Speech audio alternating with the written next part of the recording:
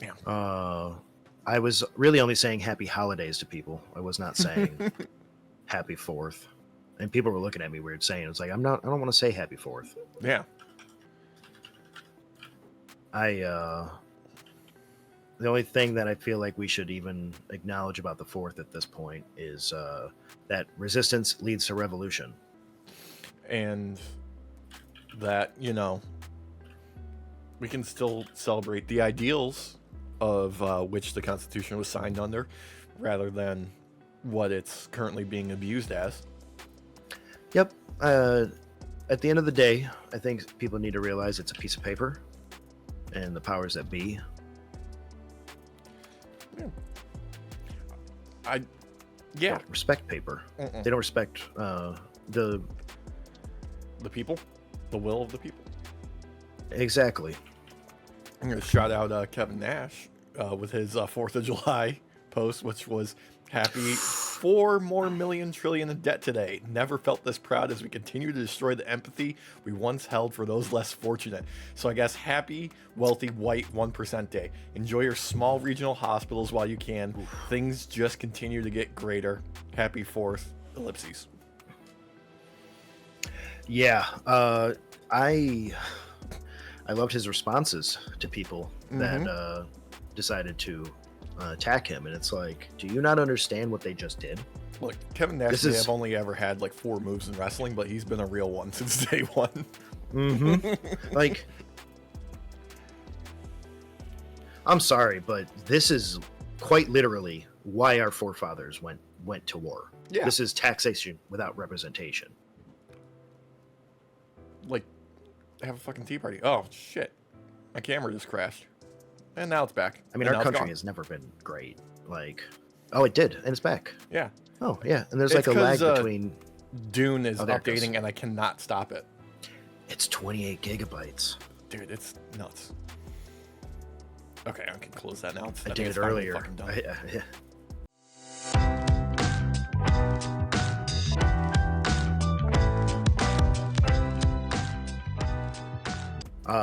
It's crazy though, like, because we've kind of always been this way. We've always been a seedy devil wrapped in Good Samaritan clothing since our inception. Yeah, I mean, let's face it, like, we kind of just had forefathers that just showed up and decided, yeah, this is ours now. Yeah, and like, they never meant for everyone to be represented, which is not a democracy. No. But here's my takeaway, Alex. Yeah. The things that they instilled in us, because they tried to give us this false reality of America, I feel like it's about due time to be that for real.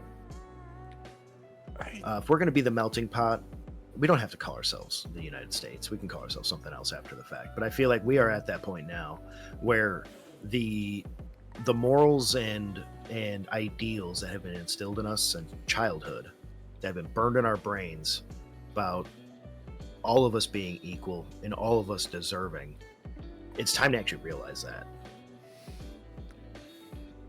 I think we can fall back to what was originally intended and remember to say, fuck the king. Yeah. I bow to no man, I bow to no god, and I bow to no king. Except Brody King.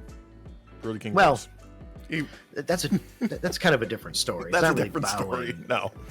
That's not really bowing. That's more taking a chop and losing my breath. Yeah. And just being happy that Brody King was nice enough to actually give me a real chop because I wanted it. Yeah, and it's also a friendly reminder to listen to Finish the Job by God's Hate. Yep, yeah. Everybody listen to God's Hate in general. Great band. Rules. All right. We should probably talk some wrestling, though. Same thing with Bob Villain. Listen to Bob Villain, please. Every single one of you. If you want some great punk, Bob Villain. Hell yeah. Euro punk at that, so. Dude, there's always a splinter off of people who are like, when did punk get so political? Because, like, Green Day was on their 4th of July show, leading a chant of fuck Donald Trump. I'm like, you guys haven't been fucking paying attention. You didn't do the homework. Oh man, Punk has always been political.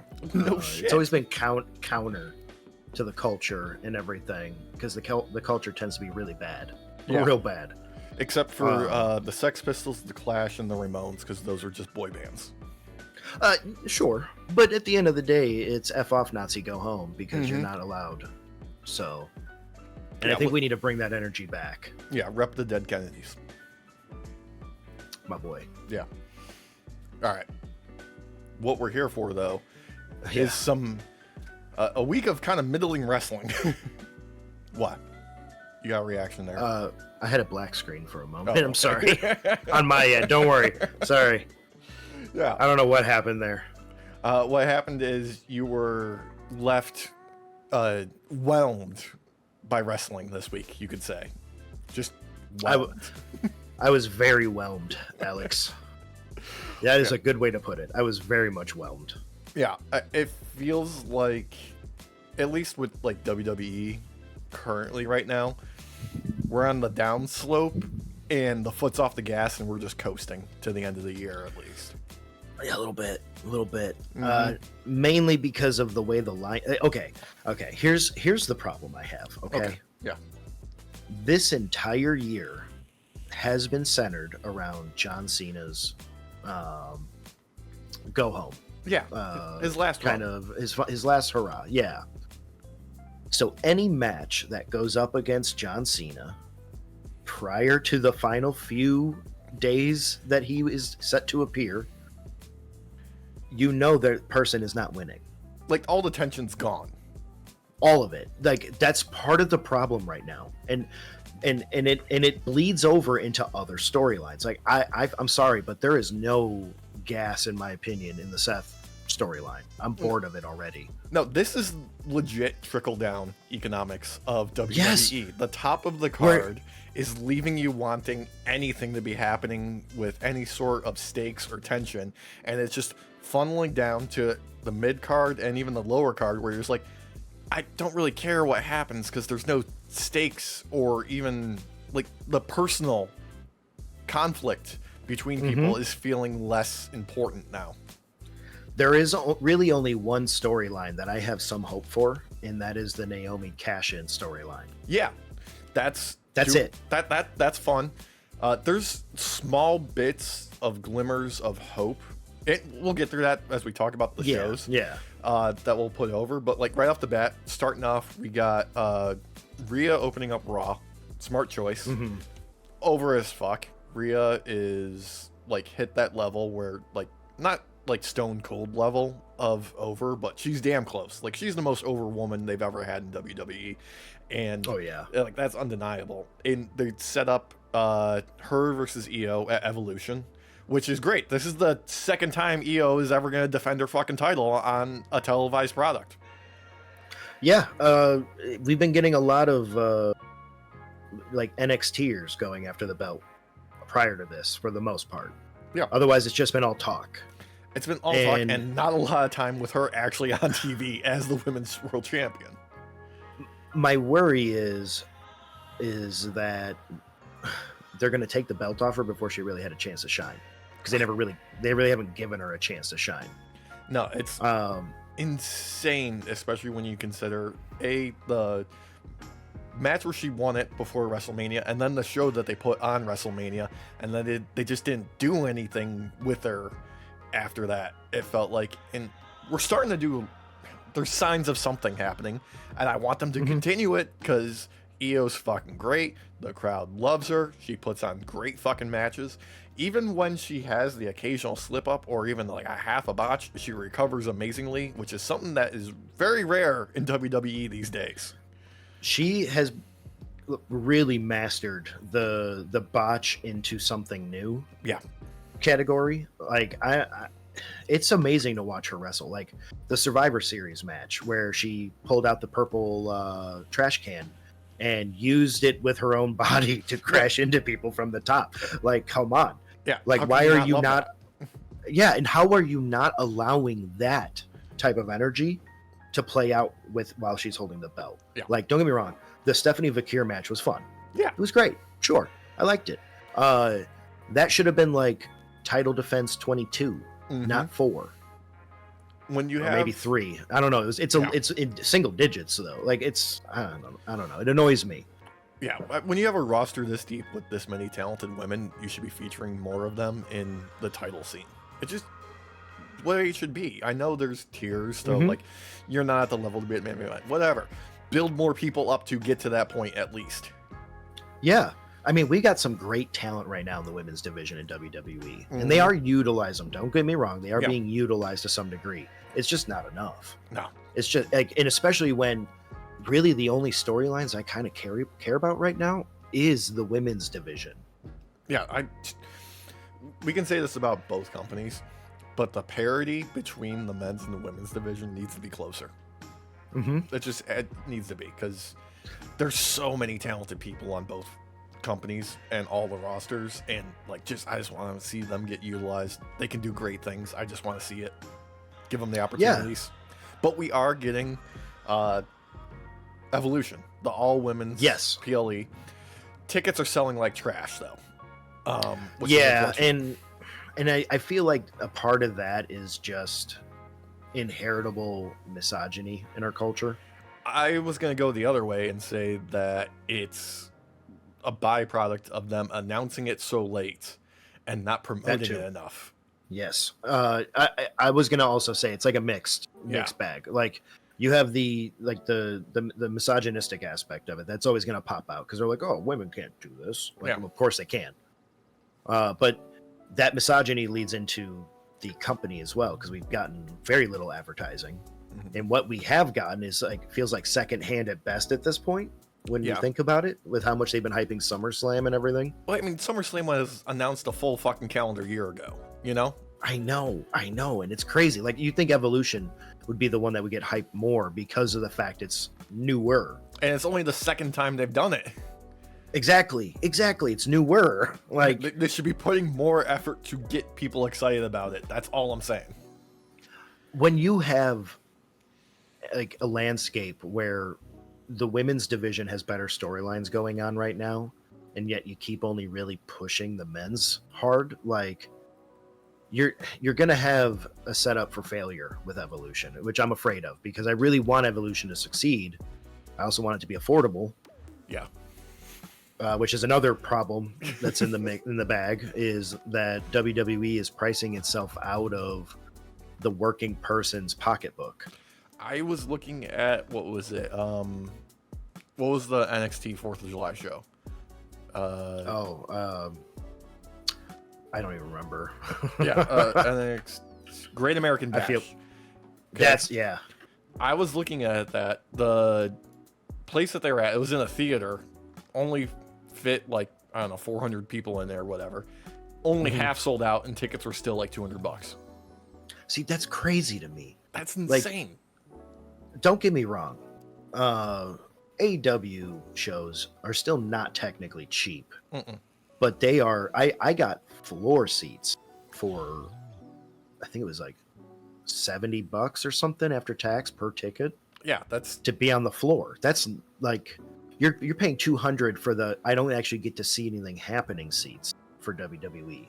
Yeah, you're getting obstructed view seats at a WWE show for that. But like $70, I mean, that's unheard of in any sort of live ticket experience. Like, that's what I paid to see the fucking McElroy brothers up in Tampa. Yeah, and it's still technically in many ways not affordable right now with everything going on in our country. But it's still achievable. And you're getting just as good storylines, if not better, from AEW, especially right now. They've been kind of on a hot streak still. The women's division alone has some amazing storylines going on. Don't get me wrong, Tony's definitely holding up the women's division, but she's really holding up wrestling in general. Women's wrestling in general. Let's face it, like, she is the top star across any company when it comes to women. Yeah. She has that, like, I've been listening to a lot of Gianmarco Ceresi lately, the comedian. Yeah. Shout out to his And- appearance on Dropout on Game Changer the other week. That was amazing. Yes. God, I love him. He's got great wit, great stand up and everything. He's got a podcast out.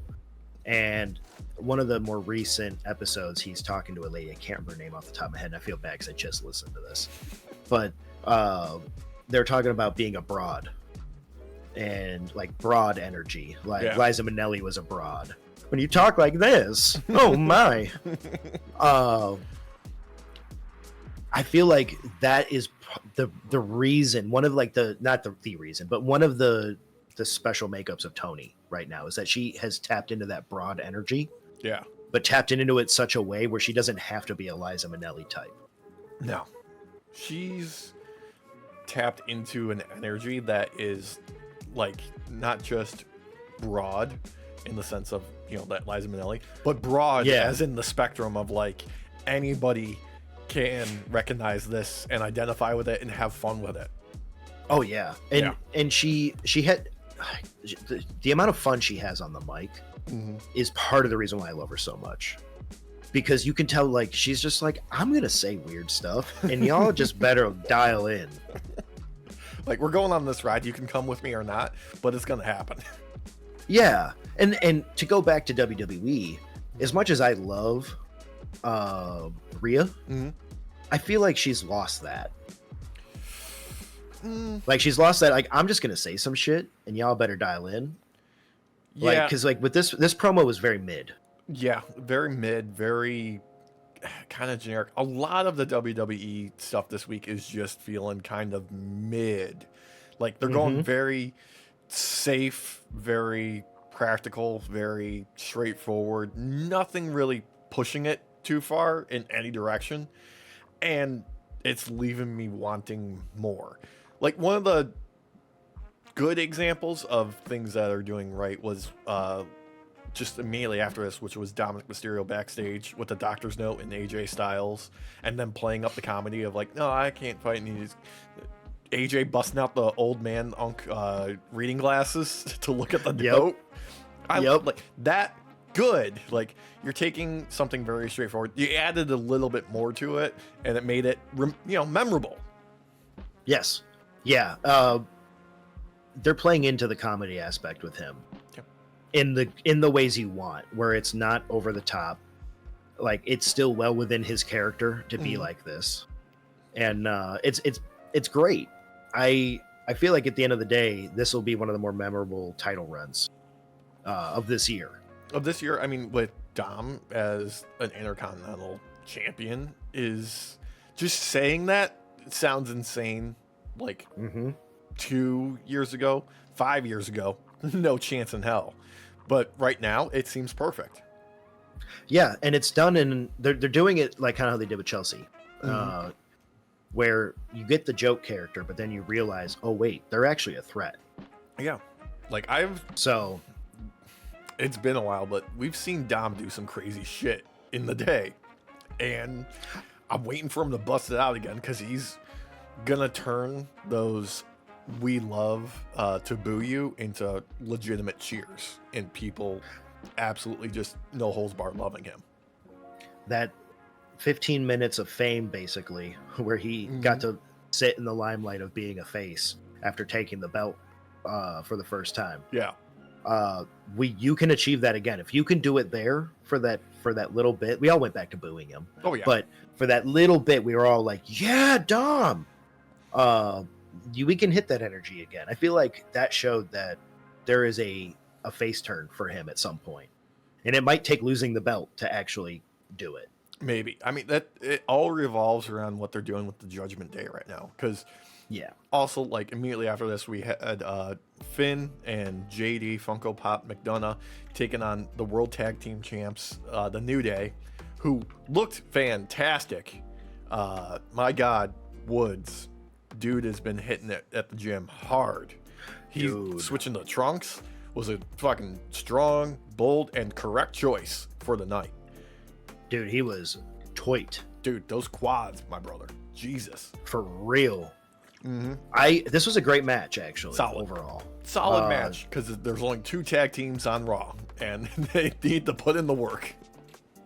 And I mean, seeing Judgment Day working back in like the old gear that they were at before, which I'm sorry, but when they were missing toddler energy, and they got it back when JD came back. Like, you need that chaos. Yeah.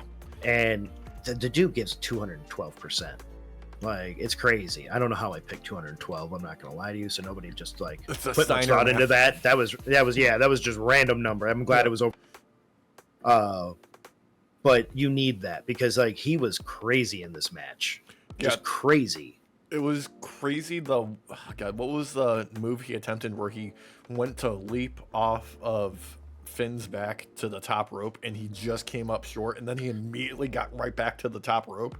I'm like, okay, yeah, no, JD's not gonna just let one little slip up slow him down. But overall, the chemistry that these guys had in the ring was super fun, with the Judgment Day still being heels, but like being face heels because they're both sides are cheating.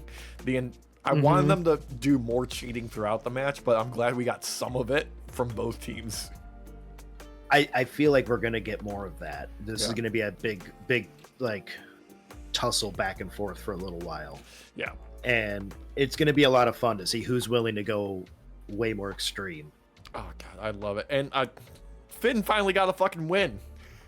He did. Yeah. And his he had one of the more like devastating coup de grace moments in a while too, which I got to give to him. Yeah. Also got to give him that wonderful like missed attempt at the coup de grace in the middle of the match where JD had Woods like tied up on the, like holding him back, and he gets out of the way just in time for Finn to make contact.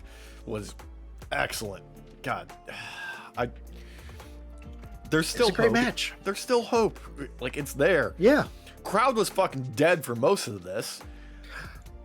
That was going to be one of the things I brought up. It was very silent for most of this match. I don't think you could have even added in the cheer track or anything to this, because we'd all have been like, what? Yeah.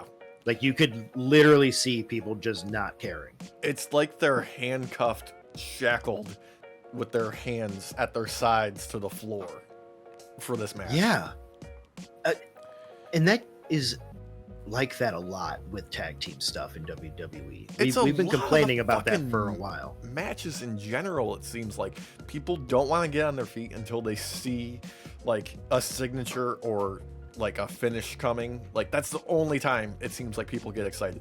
You'll get them singing along for somebody's entrance music, and that's it. And that kind of annoys me too, because it's like you get them singing like to like, let's say Seth singing to his music, and then they sit there in silence during his promo. Just absolute silence, and don't really play off of anything he's saying. Like, you get a few people, sure, but it's been kind of weird lately. Like, they just don't care, and I think it's part of the fact that people just feel very whelmed. It straight up is the huge, like, there is a gulf of difference between the international crowds and the US crowds right now.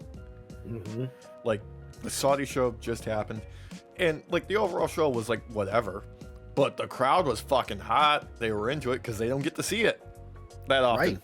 You know, they're gonna see it more because we're getting it 3 times next year, but we'll see. If there was the same backlash that they had received in prior years to go into Saudi Arabia, this week being very meh would make more sense, because they would want to just kind of wait for the dust to settle and just go back to wrestling. But they didn't really get the pushback this year that they normally do.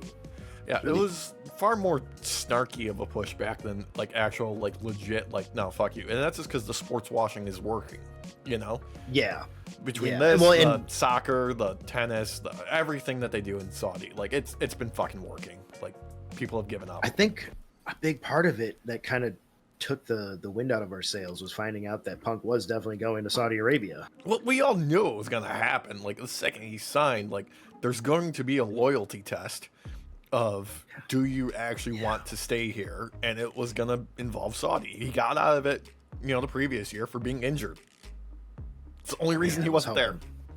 I don't know if you remember, but I was Yeah. hoping for some sort of injury so he didn't have to go. It's just, yeah, I feel like there would have been more pushback, and that would have explained the more meh week that we got, but that's not the reason.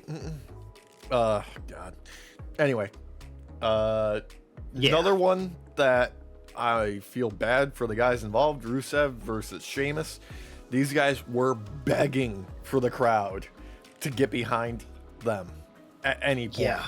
Like, the amount of playing up to the crowd that both Rusev and Sheamus was doing it, Sheamus especially, just trying to get people to fucking react, was insane in this, because they were putting in some serious fucking work. This was a pretty good match overall. Like, this was a better match than their previous outing in many ways. Like, this was better than any of the promo stuff leading up to it too. Yeah. I don't know why the crowd wasn't behind this one. I feel like this is the energy we're going to be having. You know what it might be, Alex? It might be they're sitting there going, I cannot believe I paid $200 fucking for a seat I can barely see anything with. That might be it. Part of it might be. They're just like pissed that like this is the show I'm getting and I paid this much money. I think part of it is they've been conditioned to not care about Sheamus unless he is going for the IC title. And they've been conditioned that Rusev is a fucking joke because all he's done is squash jobbers. Yeah. This has very much the same energy of how I feel about Goldberg going back into the ring. Yep. We'll get that Saturday. I know. I know. Yeah. God, I know. Actually, should we jump on that now? Because they had Gunther come out to do a promo on Goldberg. Yeah. And they're going to turn him face unintentionally by just telling truths out in the ring. Okay, here's the thing, Alex. Yeah. I feel like there is only one reason why Goldberg has come back for the business, and that is because he ends careers. And I feel like they don't want to pay Gunther anymore. So they're going to just do away with him, have him take a boot to the face. Fuck that. Gunther is my forever champ because of this promo. And the one that he did last week, too. Because I love him going out there just being like, no, you're an old fucking man. I'm going to destroy you, and you're going to die in front of your friends and family come Saturday night. What's more to, like, how can you not love this? I mean, just like your matches summed up in 3 minutes. Like, he was on fire. He was on fire with this. He's the only reason I'm excited about that. I'm not going to lie to you. I am not excited to see Goldberg come back because there's only two things that are going to happen. All right. Goldberg's career ends after this because Gunther just destroys him. Yeah. Or Gunther ends up taking a boot to the face. and his career is shortened drastically, almost immediately. Drastically. Yeah. And then we go on to have Goldberg hold the title for like 2 matches. Yeah. And then it gets passed on to someone else. And then they say, I did this for Gunther. Recover, brother. Yeah. Who would you have? Because this is not any sort of flowers being thrown at Goldberg for anyone listening. That's not because I'm like, oh, Goldberg's the best. No, he is not a safe person to wrestle with. And he was fine for the majority of his career, you know? Mm-hmm. I mean, we're never going to let the fucking meme die of Bill Goldberg ruining Bret Hart's career. We're never going to let that die. Never. But you cannot deny that, like, in his day, Goldberg was the man as far as, like, being over with the crowd. Like, the people love Goldberg. Yeah. There's no denying that. It's just funner now to consider him a fucking joke who is a fucking octogenarian who gets angry at everyone for no fucking reason. This man made a career out of giving you the best 30 seconds of your life. Yeah. Okay? He's a premature Let's be finisher. Real.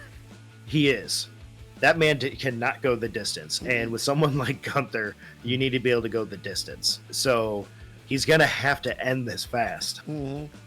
He's going to look up at the clock and go, oh, crap, brother. I only have like 10 seconds left in this match before I'm out of gas. I better kick him now. Yeah. The good news is, though, Gunther got interrupted, and we had Seth out there doing Seth shit, because Why the fuck not? Appreciate that he got himself a new custom Money in the Bank briefcase to match his outfit. Yep. I hope they change it continuously with his outfits going forward, because that would just be chef's kiss. And Yes. Punk can never leave a sleeping dog lie. Comes out, beelines it straight for Seth, who runs off like a scalded dog into the audience. And a fun fucking tease here at this moment where Gunther goes to grab Punk, and Punk just shoves his ass to the ground. Yeah. I appreciate this tease. I hope this leads to them facing off at SummerSlam, I would hope. I could see it happening. Yeah. Because I feel like the culmination at the end of the day is they want champ v champ for Cena's final match. I could see and who better to do that than the longest rivalry possible with Cena being Punk. Punk can find a way to get to it, like at the end of the day. Finagle whatever he needs to. He's a company man nowadays, by the way. Alex, I don't know if you knew this. Yeah, corporate man Punk. Yeah, corporate man Punk. The people's man, the man of the people, no longer exists. So he did show up in Pittsburgh the day after coming back from Saudi. So like, no, he did. Yeah, no, I it's all in jest. We're still gonna razz him. Don't get me wrong, but I'm not gonna. I could just make bad faith arguments. I will. I'm not afraid, Alex. No. You go ahead. No, I know you're not afraid of a sellout. I know you're not afraid of a sellout. Nope. But I've always said since day one, the old man's a fucking hypocrite, and I'm not going to deny it. I just feel like at the end of the day, you might actually get a good rivalry out of Punk v Gunther, because I've actually watched those two wrestle in the live show back in December, and they put on a really good cage match. Yep. A really good cage match. I think they would have insane chemistry in a live event setting, no doubt, because, you know, you disappeared on me. I watched myself get bigger, Alex, and it freaked me out. I was like, no, the bald. Yeah. The bald, it grew.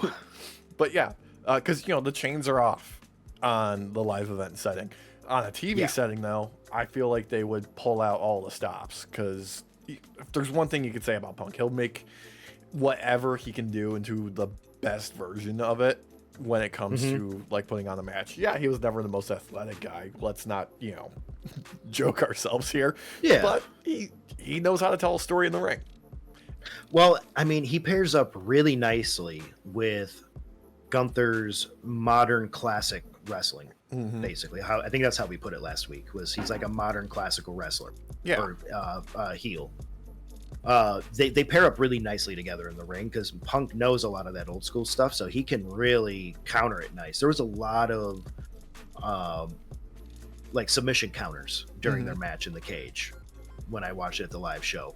So I can only imagine if they're actually allowed to play with this on TV, that they're going to have some real fun with it. The energy that Gunther always brings to the ring is kind of mesmerizing in how scary it is. Yeah.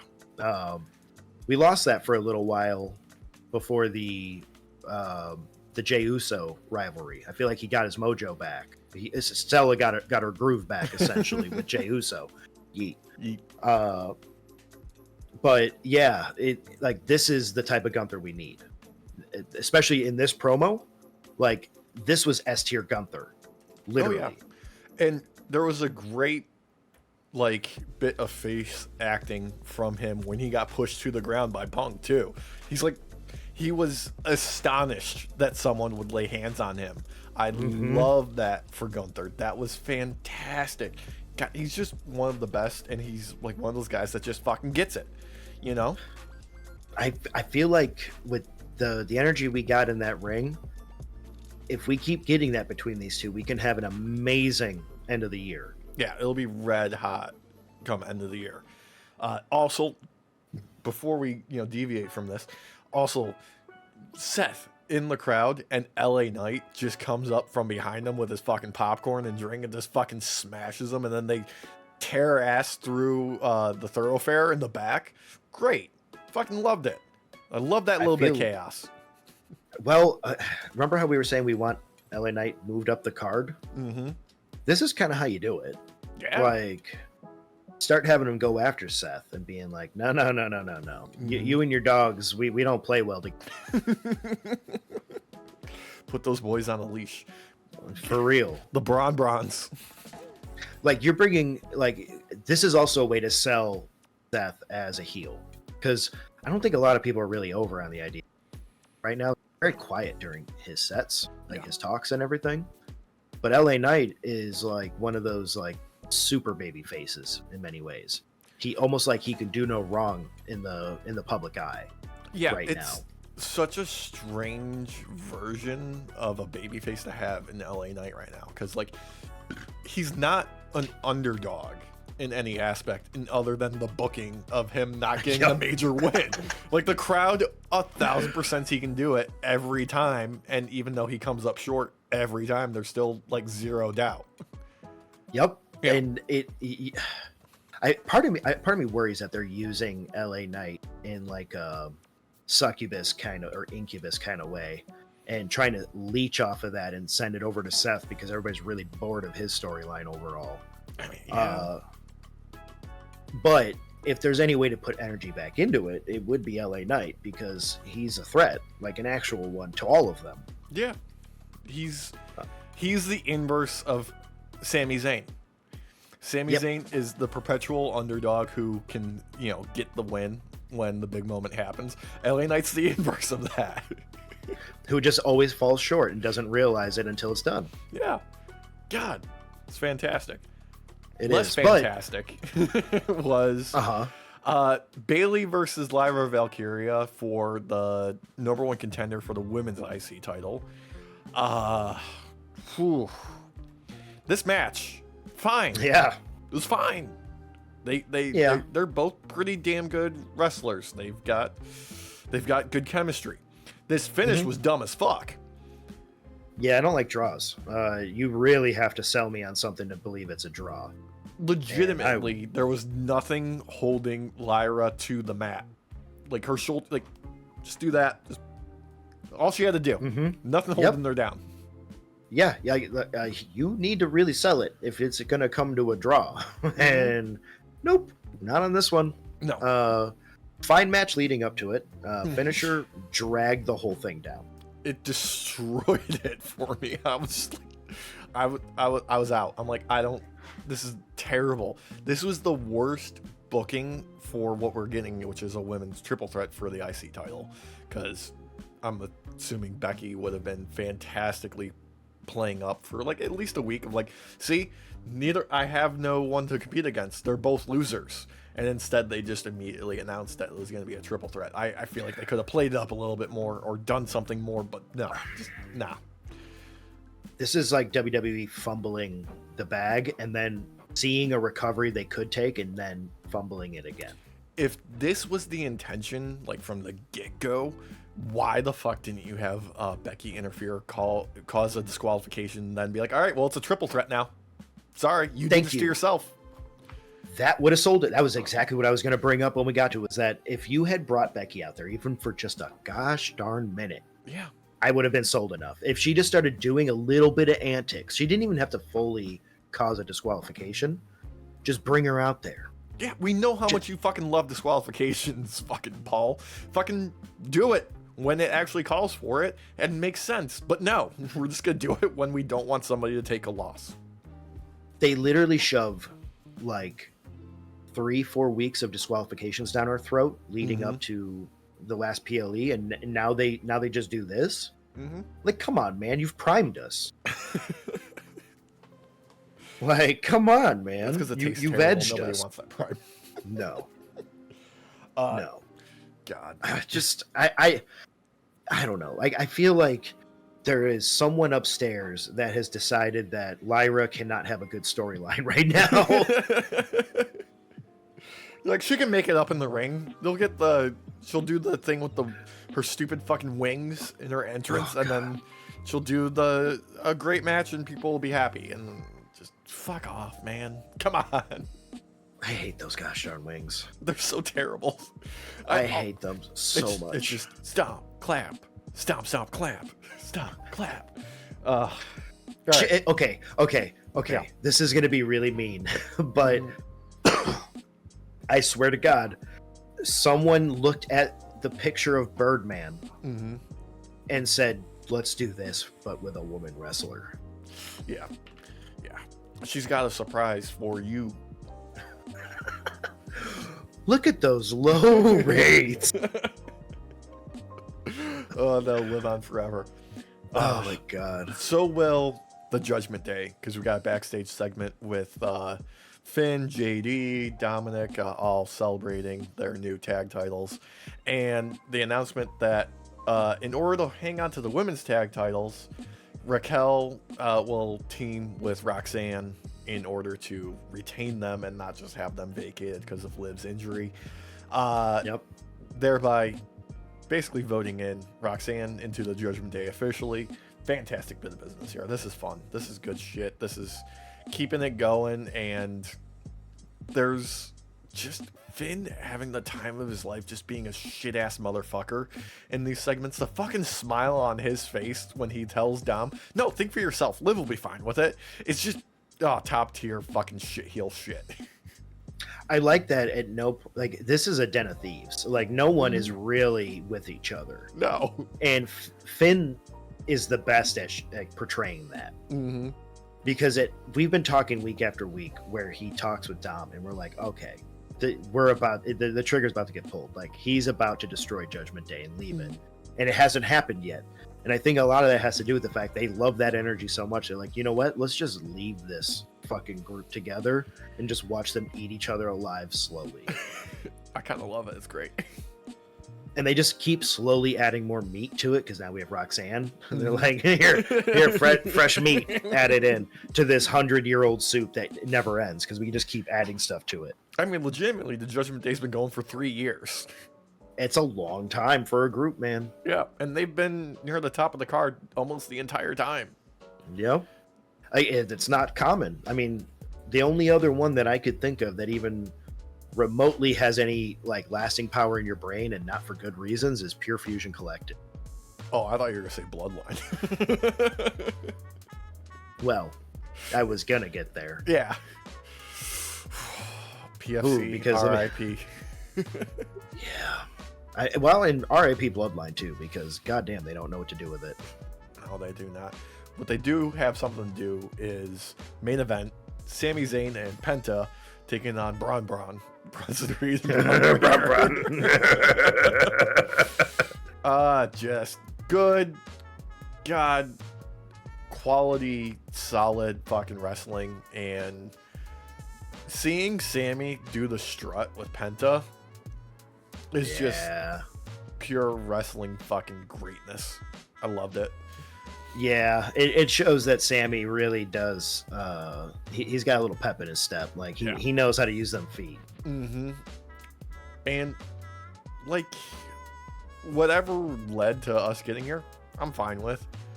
Like, it's fine that I don't really care that Penta's involved with this, just because they've been doing enough with Sescrew and Penta to necessitate this. Same thing with Sammy. You know, like, he's involved, he's there. All this is doing is just kind of like delaying the Sammy turn. Because earlier in the show, we had Sammy being interviewed backstage, and Karrion Kross just blindsides him out of nowhere, hits him with a fucking pipe, and then when the security comes, the fucking Kross is like, "It's just a misunderstanding, guys. Just a misunderstanding." God, that is another one who is not getting enough screen time right now. He's making the most of every single fucking minute. He is. Yeah. Yes, he is. He's having so much freaking fun. It's awesome. Yeah. I'm not gonna lie. I actually, like, for a moment was like, "Oh shit, what the hell happened there?" It took me a moment to realize that was Karrion whamming him with a lead pipe. Like, it actually shocked me for a moment.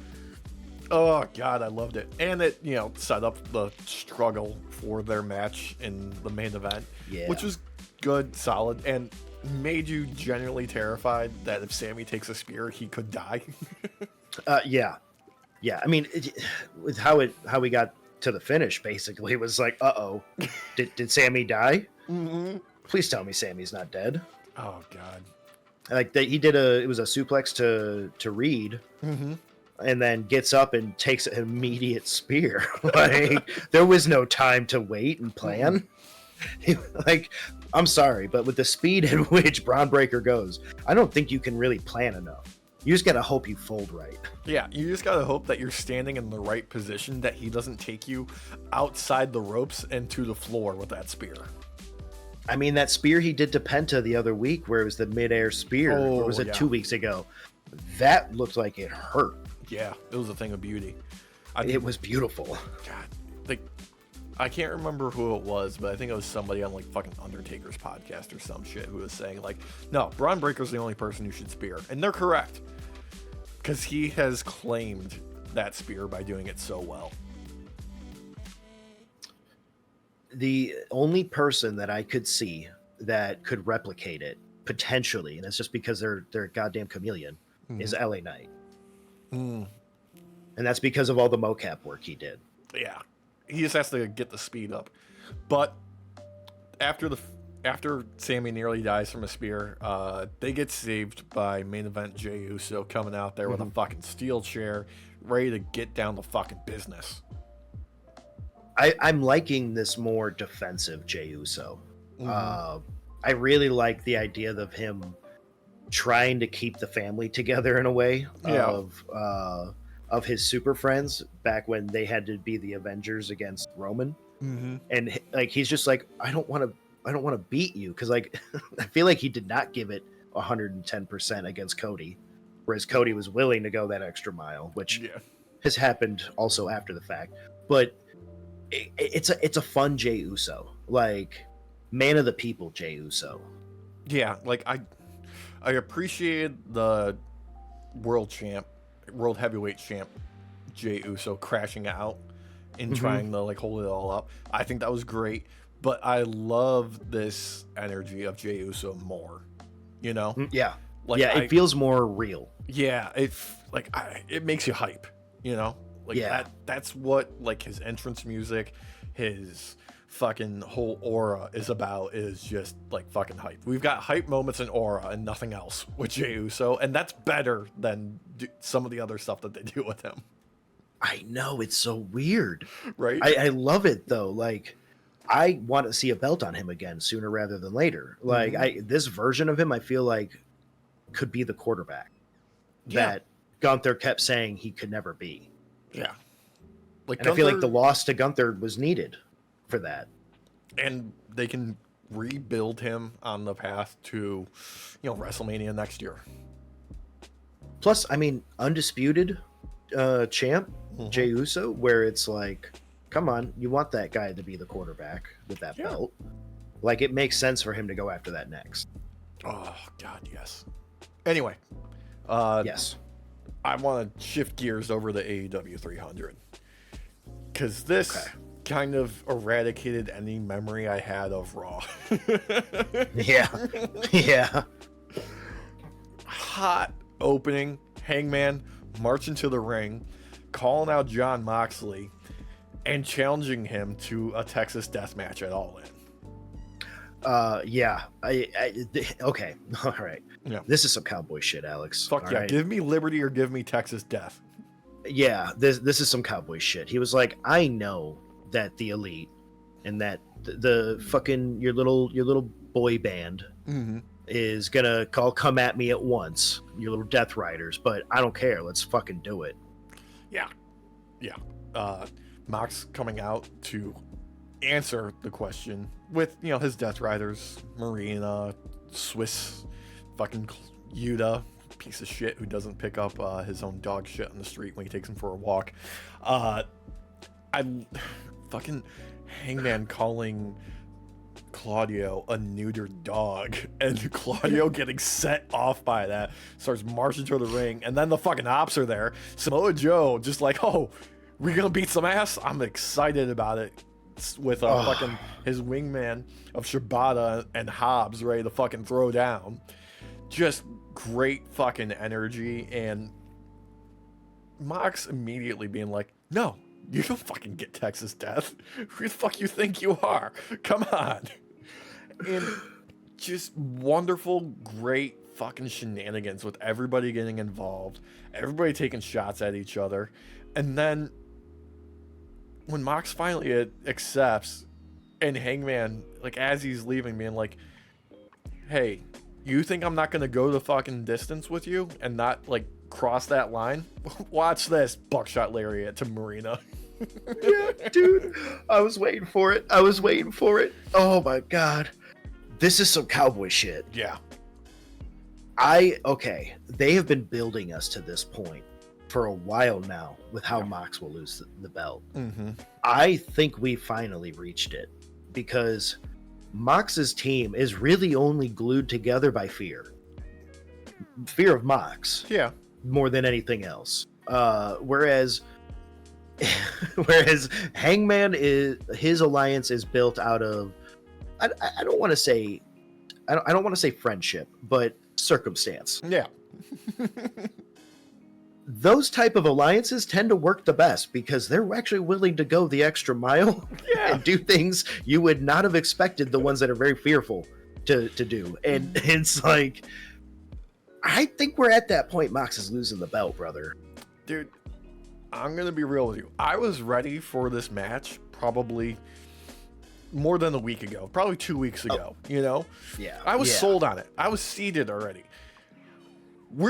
I cannot be fucking more seated for it. I cannot be more ready for this. I need this shit yesterday already. This promo helped like solidify in my mind that not only is the belt coming off of Mox, but the Ops are going to be considered an extreme force to be reckoned with, and will probably then take on Hurt Syndicate after this. Yeah, I believe what we're getting is, I think they've got for All In a trios match with the Death Riders. I think that's what it is. But I think spinning off of that is going to be something with the Hurt Syndicate after their match, because theirs is going to be Night Speed. Not Night. That's the name I made up for Kevin Knight. I know. Speedball. Yeah. Who liked it, by the way. Yeah. Jet Speed. And Jet Speed. Yeah. And Christian Cage with his young ward are doing a triple threat at All In. So I think that's that's for after that. Yeah. I feel like we're being set up for the Ops to actually look like a threat to Hurt Syndicate now. Like more so than before. It wasn't highlighted very well on the show, but I could see fucking Samoa Joe after Hangman hit that buckshot with just the biggest shit-eating grin on the side. He was loving the violence. Oh. After seeing him live in face off against Mox, and Mox threw a lot at him, and every single time the smile got bigger on Samoa Joe's face. It's kind of scary. Like, I don't know how Mox didn't get a little freaked out. I guess he kind of did when facing off against him. But overall, though, man, like, I would never want to have that smile directed at me from Samoa Joe. Because I know that I am about to be in a world of pain. Yeah, heel or face, it doesn't matter. Samoa Joe's fucking terrifying. Oh man. Okay, we're talking about Brody King chops. Yeah. Like, that's another one that I'd be afraid of is fucking Samoa Joe chops. Dude, I'd be terrified to take a Uranagi from Joe. He makes that shit look scary. And his fucking scoop power slam, my god. How does he move that fast? Dude, watching it in person, it like, the camera does not do it justice. Like, seriously. That man is so fast. They could never make me hate you, Joe. Now I have to ask, though. We've had some crazy matches from Hangman in the past, especially when he is paired up against Swerve. We've seen some crazy matches out of Mox over the years. Yeah. Ones where you might consider it almost war crimes, what happened in the ring. I'm kind of afraid, Alex, and I wonder if you are too, of the murder we're going to see between these two. It's like Mox has been very conservative with his blade jobs this year. Yeah. He's going to be pissing buckets of blood. It's just what's going to happen.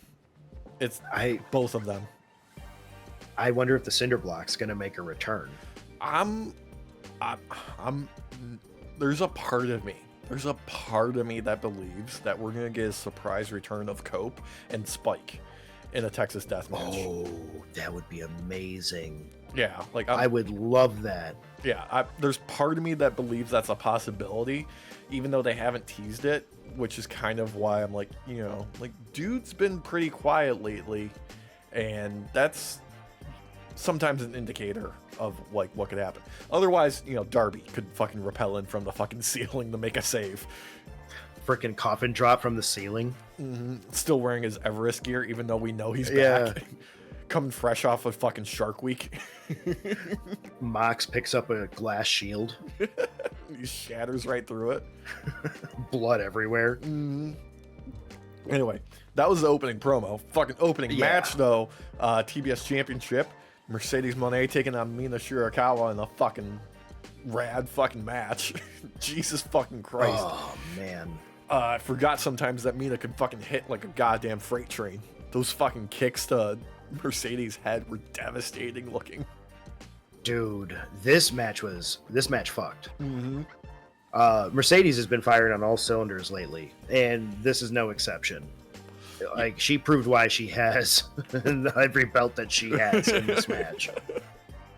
There was, God, I can't remember what promotion that Chris Statlander just won overseas, and like they put like a post up on like social media afterwards of like the celebrating like shot and whatnot, and then like Mercedes just did like the fucking eyes emoji underneath the stats. It's like, stay away from me. I'm coming for that belt. I'm hungry. God. But great fucking shit in this. Tony sitting ringside, just fucking dead-eyed, straight ahead, like the entire time, barely reacting to anything. Mercedes with the pictures of Tony Storm on the bottom of her boots. Never seen that fucking before. That was fucking hilarious.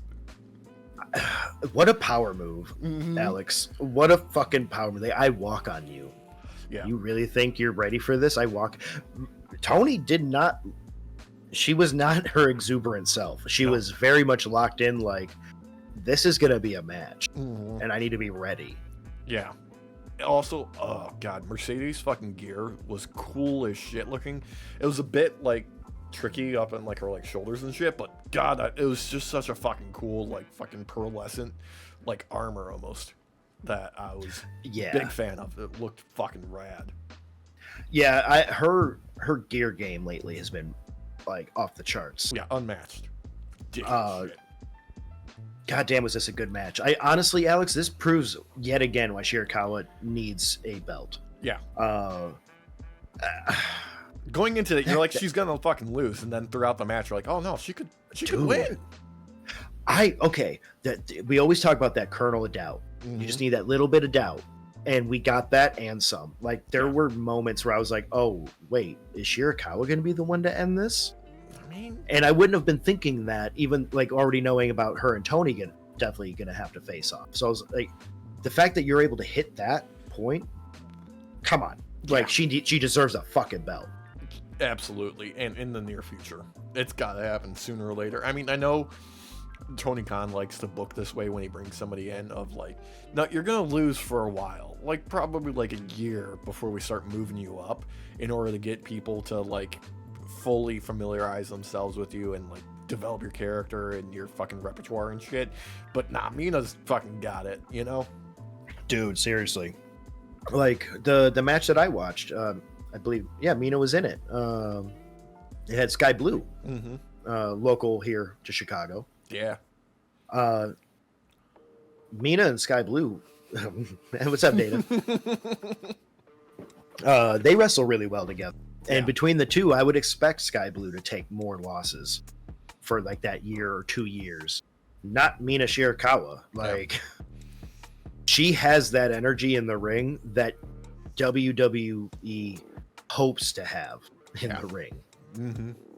Like, I'm sorry, but most of even though I love the women's division, I think it's stronger than the men's division in WWE. Yeah. It still pales in comparison to the AEW women's division. Like, seriously. When they get the opportunities, fuck yeah, Jesus. Yeah. They need more, but we'll get there. They're doing better. Yeah. Well, with matches like this and matches that Tony's been having for the past like 6 months, like they would be dumb to not give more screen time to the women. Yeah, they need a main event pay-per-view soon. They need that. I made the case for it. They need one soon, and it's just a matter of time. If there was ever, I think one of the biggest times to do it would be the Mercedes Moné Tony Storm matchup. Like, that would be the time, because that makes the most sense. But instead, we're getting, Mox and Hangman in a Texas Deathmatch. So that's the problem. There's so much. There's so much happening.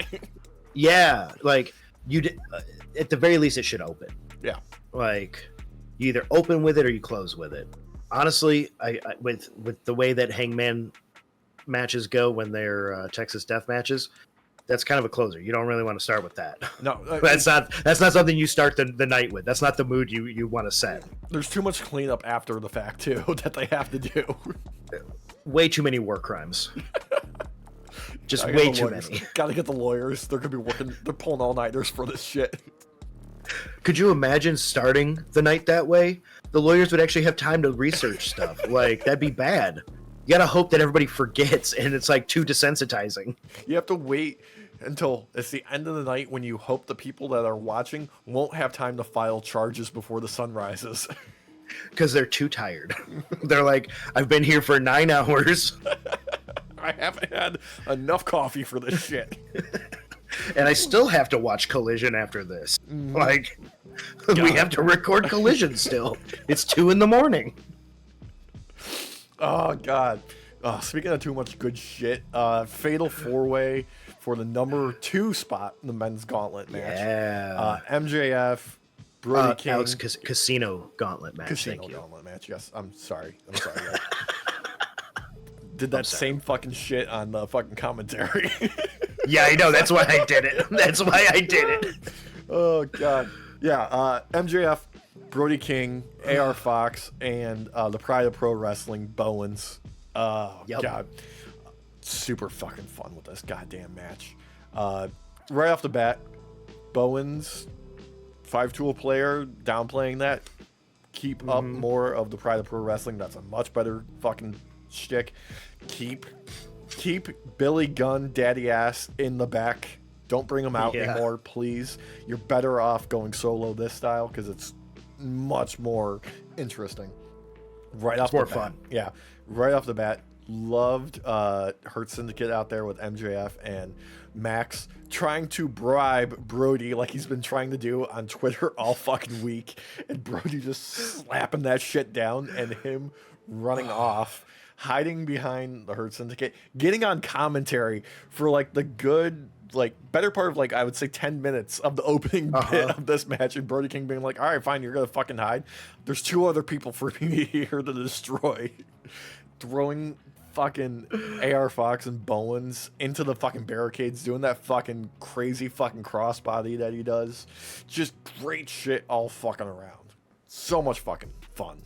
God, MJF trying to pay off Brody King is one of those like where WWE doesn't do like cross media correctly in the same way, whereas like this is one of those storylines where yes, if you watch them play the stuff out in Twitter as well, like it's even funnier. Yeah. But it's not needed. It's like you don't need that backstory for this to be just as funny. Yeah, it's a supplement that makes it better.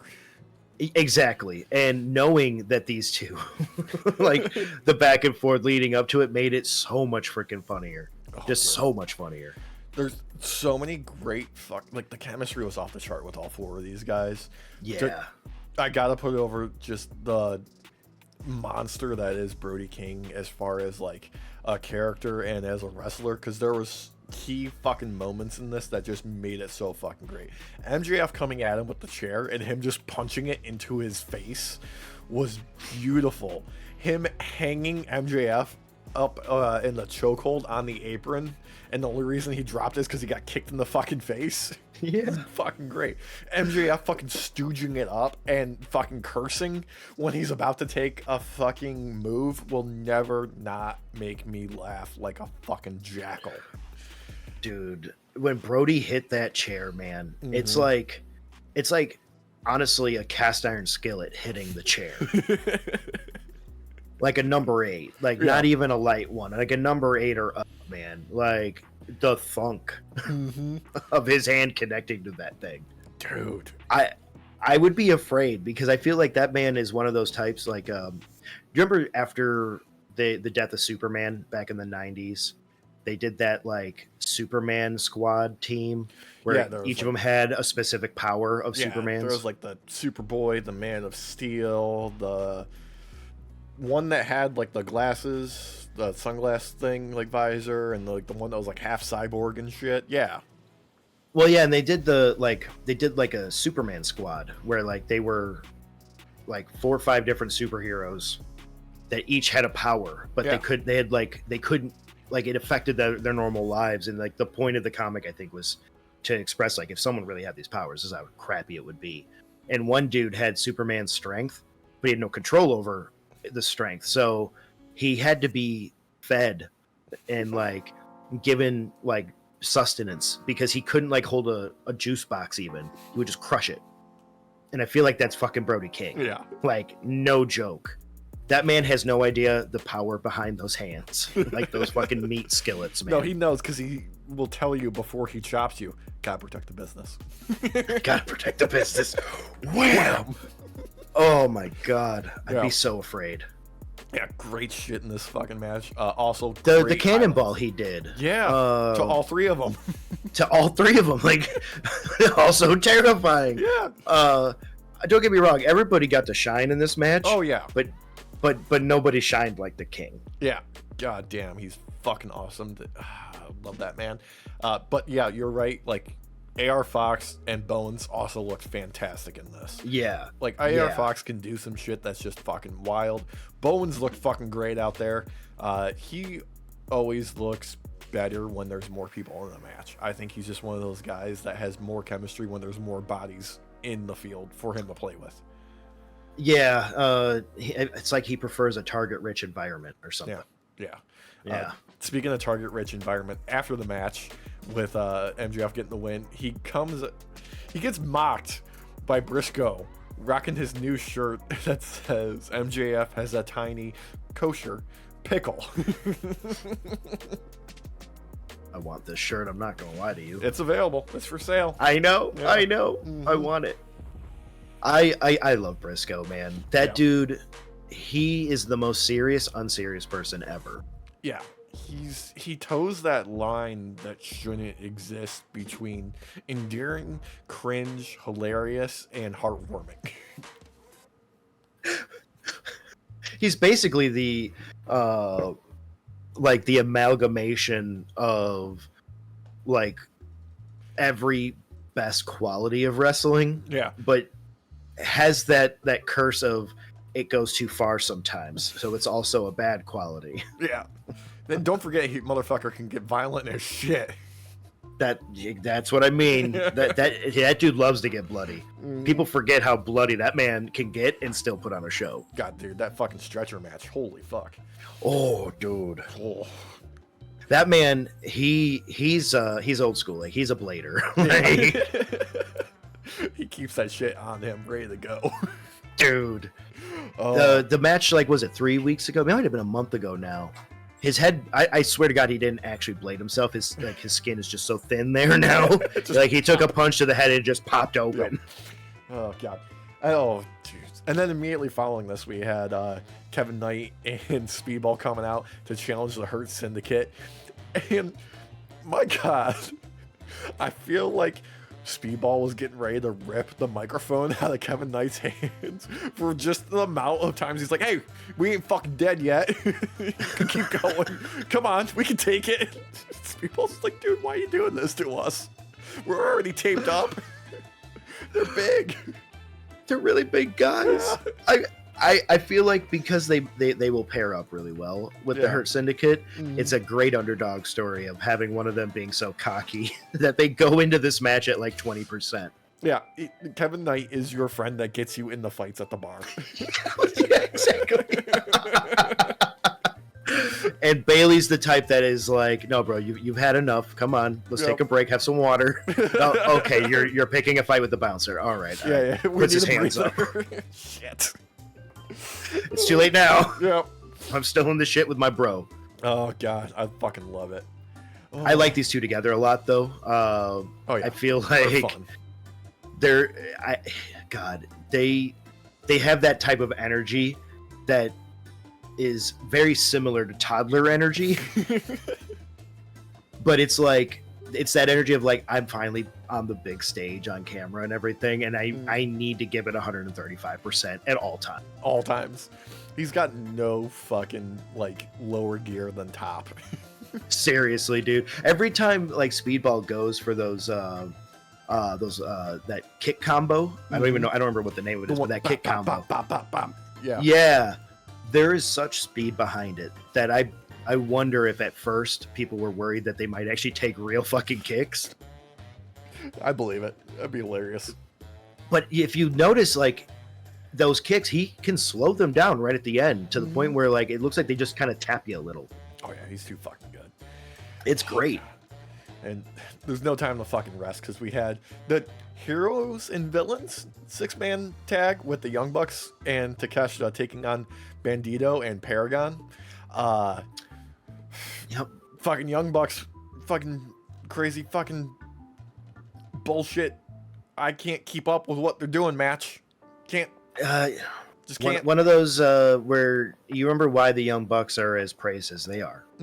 Because they work really well together, and they especially worked really well with Takeshita.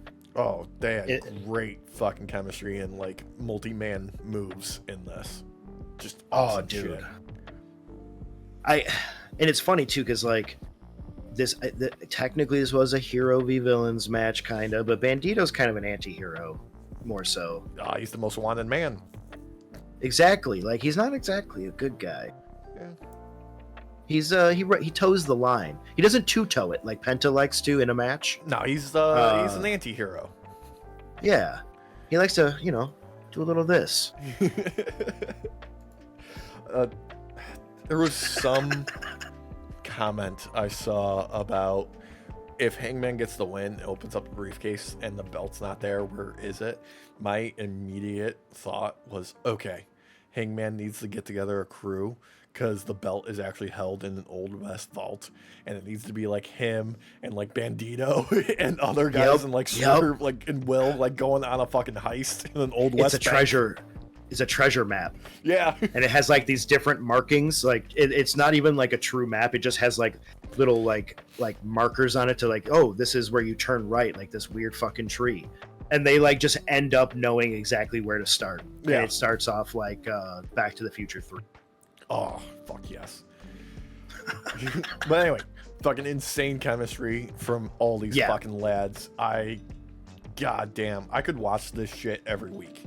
I don't care that it's just fucking PWG coded nonsense. It's fucking great. It's still fun. Yeah. Oh, God. But after the match, we got Swerve and Ospreay fucking hitting the ring to clarify the challenge that they made to the Bucks and the Stip for the EVP titles. Basically being like, no, we don't want the EVP titles because honestly, I don't trust Will with that kind of power, and kind of fucking pop out of me for that. But we want to, not have you guys be fucking massive ego dickheads anymore. And if we lose, because the Bucks rightfully sort of like, what's in it for us? Like, and if we lose, we won't challenge for the world title for a year. Great fucking Stip. Was already excited about this match, but now there's like real fucking stakes to it, and it could go either way, and we have a great storyline going forward.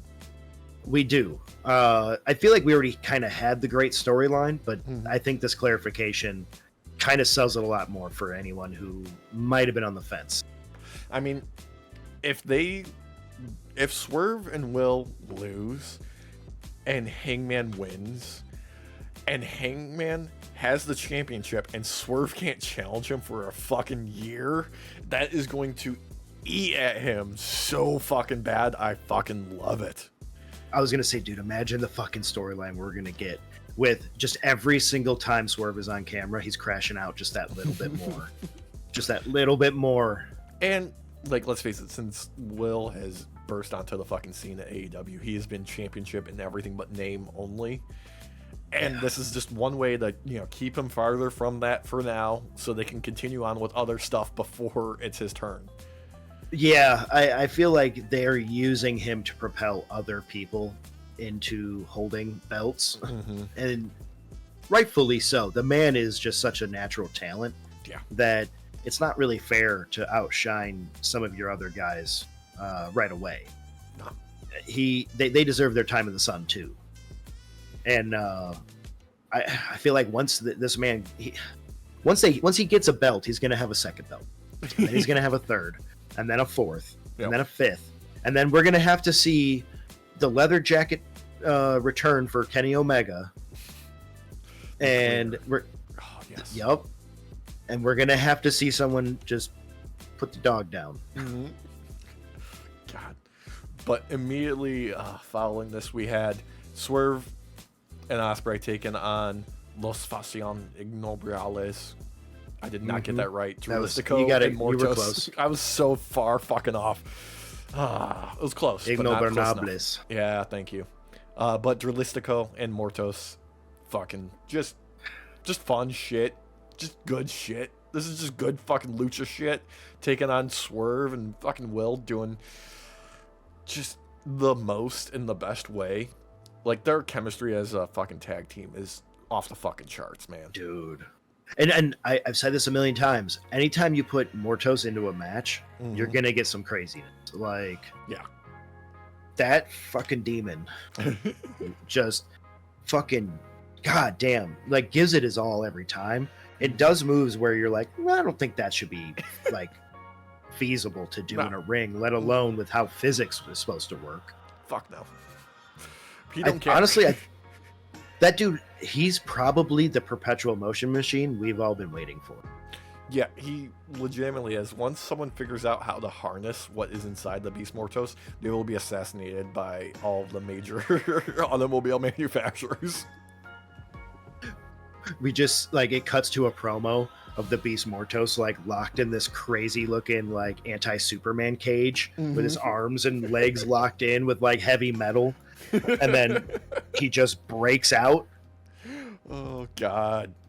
Fuck yes. I would love that. Any of you, if you haven't seen the Beast Mortos wrestle, this match, no exception either. Yeah. Like, just balls to the wall. Like, this is literally, this is a person who does live the all gas, no brakes lifestyle. Yeah. God, can you imagine him and fucking Jacob Fatu in a fucking match together? I was just thinking that. They would pair so well together. They really would. But great fucking... You know who else paired really well together, Alex? Who's that? Okada and Ibushi. God, dude, fucking... I'm so glad, like, Ibushi has rediscovered himself over this past year and can fucking go again. Because... Fuck. Yes. I was expecting actually Okada to get a bit more violent with this, but I'm not upset with what happened. Same. No, I feel like this was the perfect time to really show who Ibushi is. And don't get me wrong. Okay. Going ahead a little bit. I understand why Okada won. I get it. 1000%. But I still feel like Ibushi really made Okada realize, oh, I might not be the Rainmaker. I might not be Mr. Billionaire for much longer. Yeah, the writing was on the walls for him at a couple different points in this match. Yeah. Also, there was a clip that made the rounds after the show went off the air, and Kenny, comes out, makes the save, so Ibushi doesn't get murdered in the ring. But Kenny's doing like his go home, send the people home happy little bit in the mic, and Ibushi, prompted by nothing, just jumps backwards head first onto a fucking chair in the ring and then kips up immediately afterwards because he's fucking insane. I don't know why this happened. Like, I don't care. It's fucking Kota Ibushi. He's fucking insane. I feel like he was just having so much fun. He's like, oh, I gotta let out all this extra energy I got. And just went like, CT! It was so freaking funny. Yeah. Oh, God. God, this was a magical match. Yeah. This reminds, like, this is a reminder as to why, if you haven't watched any old NJPW, you need to. Yeah. This was NJPW at its finest, basically. So, and a great fucking tease for Omega and Okada. Yeah. Dude, that Super Tiger Driver also. On the top rope, yeah. Yeah, fucking dude. Nasty shit. I loved it. That was at that point where I was like, oh, wait, maybe Ibushi's taking the victory here. Maybe. Like, that was gnarly. Yeah. Honestly, if they keep doing this with Ibushi of just, like, throwing him out there and he wrestles like this and he can maintain this and not fucking fall apart with another goddamn injury, I'll be so happy. Same, especially because he's just getting back into the rhythm. Like, we need you to stick around, brother. This is like the same energy we had with Punk after his tricep was finally healed. We're like, no, there's too many storylines. Leave him alone. He's gonna get hurt. Like, don't do that to Ibushi. We just got this man back. Yeah, like, God, him and Kenny, in between matches, I want them wrapped up in bubble wrap and carefully brought from venue to venue so that nothing happens to them in between. I don't care if we have to call them Bubble Boys. I don't care if they never get to smell the outside ever again. They will be safe. Yes, God protect them at all costs. Ugh. But this was overall, like, unfortunately for WWE, like, AEW's just been on fire. Yeah. And this show definitely was way better than both Raw and SmackDown combined. Like, even like this entire year, like, even like the less good Dynamites have still been fantastic. Like, this was, you know, obviously S tier Dynamite, hands down, absolutely, because, you know, it's 300th anniversary and all that kind of shit. Yep. But they fucking delivered on it, you know? Dude, they seriously did. Every match was great. Yeah. Everyone got to shine. Yeah, even the fucking segments with, like, the Young Bucks and their rented limo touring around their hometown was fucking great. Oh my God, when they pulled up to their old house and, like, I remember it being bigger. You want to get out of here? Yeah, let's get the fuck out of here. Let's get the fuck out of here. This is gross. Ugh, God, I love them so much. I love them so much. But this was a great way to celebrate the anniversary of AEW. Oh, dude, totally. Goddamn. Like, WWE better take notice, man, because they better, and they didn't this week because we had Smackdown on Friday. Cody Rhodes, first one out there, refusing to wear the crown. Yep. For King of the Ring. And I mean, it started off strong before that, though, with Solo making the entrance and Jacob Fatu being like all gas, no brakes with it, attacking him and dragging him out of halfway out of the vehicle. You know what I mean? Didn't keep up the momentum, though. Kinda. I don't know, man. This SmackDown felt very deflated. Like, it started off decently strong, though. Like, Cody opening up the show is always a great choice. Like, Cody is the quarterback, even though he doesn't have the belt. He is the fucking quarterback of the company. Like, he is the face that you need. Him being interrupted by Randy to, you know, prop him up, you know, give him a little ego boost. And then Drew McIntyre comes out to deflate both of them because he's the best at that. Rocking the new piece of merch that's been like a year and a half in waiting. But he's there and he's doing his job, and he's a good fucking thread weaver, Drew McIntyre. I just hate how they refuse to let that man have his fucking day. No, they don't. They let him have 5 minutes. It's also a reminder that they tried throwing that man down the card. Yeah. Not too long ago, right before his little break. They put him down to try and make the U.S. Championship belt look better. Yeah. Which was a fucking disservice to Drew McIntyre. Totally. Let's be real. No. I feel like this was them making up for it. Yeah, because you need a Drew McIntyre type to call out Cody. absolutely. Because that. No, go ahead. Yeah, I was gonna say you need that kind of negativity for Cody to flourish. Yeah. And also it leads into our idea that Cody will be flipping heel soon. God, I can't wait for it. I hope he dyes his hair black again when he does it too. Dude, I feel like that's going to be the moment where we're going to get a single sentence, like three word sentence from Drew out on social media that just says, "I told you so." Yeah, 1000%. I mean, they did do right by expanding on Randy and Cody's match of being like, I hesitated on the punt. You didn't fucking hesitate. You've got it. You've got the ball. Take it. Run with it. And that works.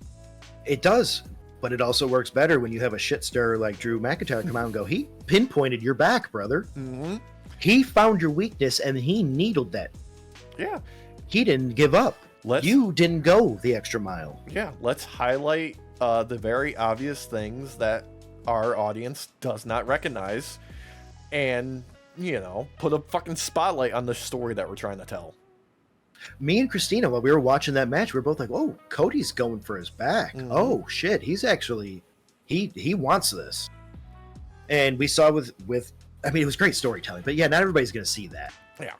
And it's unfortunate that we need it to be explained to us right out in front of us, but I'm glad it was done by Drew, because someone like Drew, you can still sell. Yeah. Like, guaranteed. Yeah. Drew can come out there and be like, "I prayed for this." That man will literally turn every babyface heel if given the opportunity. I swear to God. He will. Someone who cannot decide on being heel or babyface was featured in a recorded earlier tonight segment backstage with Charlotte Flair talking to Raw GM Nick Aldis, being like, "Hey, I heard there was a title opportunity." Like, she was not fucking doing anything in this at all, but got saved by Alexa Bliss making the most of it and selling the idea of them being a tag team in the next featured match, which was Alexa and Charlotte teaming up against the Secret Service and Michin and B-Fab for some reason. The only one I was worried about that might actually get injured out there was Michin and B-Fab. I was worried because the other ones are just on a different level, and I don't like to say that. It's just like they need more time. B-Fab's gotten better, to her credit. She has. She has gotten better. I was terrified when Michin did that dive to the outside and went face first into the floor because it was short. Yep. There was a couple moments like that in this match. Yeah. Like Alba Fire did a jump over the rope and came out, and hers wasn't necessarily short, but it was just that little bit where you wonder, is she actually going to make it to the group? There was a lot of moments in this match where I was a little bit worried because, like, even Piper Niven, like, she was looking a little clunky out there, which is pretty, abnormal for her. Yeah, because she's usually the star that kind of shines in the Secret Service and with Chelsea, just because of her time that she's already had in the ring and shine bright for the audience. So, like, we already kind of have a bar for her compared to others. But the winner of this match was really just Piper's hair at the end of the day. Her fucking hair was awesome. Oh, yeah. I love that hairstyle she had. I'm sorry, but that was the best part of this match, man. I was going to say Bliss kind of saved it at the end there with the momentum that she picked it up, because at that point it actually felt like competitive instead of a little bit. It was dragging. It was dragging a lot throughout this match, and she picked up the pace at the end, and that kind of saved what would have been a real fucking mid-low fucking match, dude. Yeah, and she also saved the storytelling in this match too at the end, when, God, they're really trying to shove Charlotte down our throats right now. Yeah. And if you're gonna do that, you need someone like Alexa Bliss who can do those like little moments, like kind of being like, "Hey, good job," and kind of looking out at the crowd with her, and then Charlotte kind of being like, "You too," but hit her a lot harder. Yeah. if you're gonna sell us on Charlotte, you need Alexa. And I'm sorry, I don't want a Charlotte face turn. I like Charlotte as a heel. I like when she's allowed to be that nepo baby. Yeah, like she's not good at garnering sympathy from the crowd at all. She's not good at getting the crowd on her side. No.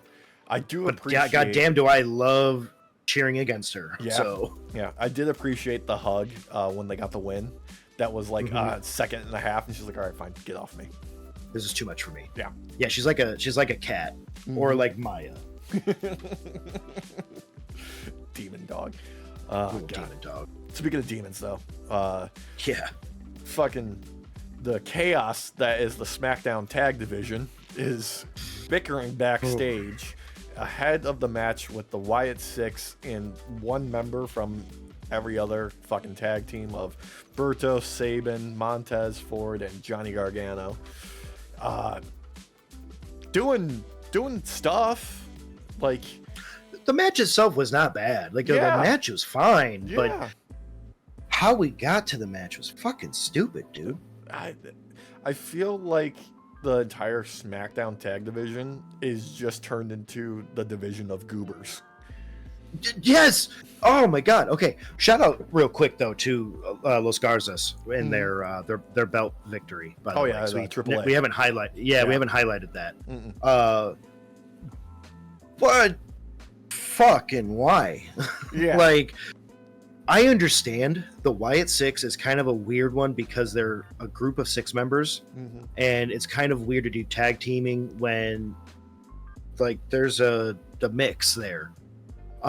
You don't need to pull one member from each other tag team. Like, that just you're begging for those people to lose. Like, you're letting it in on like the audience in on it that these people are not going to win. They don't know how to work together at all. No. And it showed. It showed. Everybody got to shine. Don't get me wrong. Everybody got a moment to shine. It just did not work for me. Did you hear Tez, just before he did that kick, do the Nick Jackson see ya? Yeah. I'm like, hell yeah, dude. Like, okay, you know, workers respect other fucking workers. Oh yeah. Yeah. I like, overall, like, the in-ring stuff was fine. Like, oh yeah, you had some great moments. It's just the storytelling, though.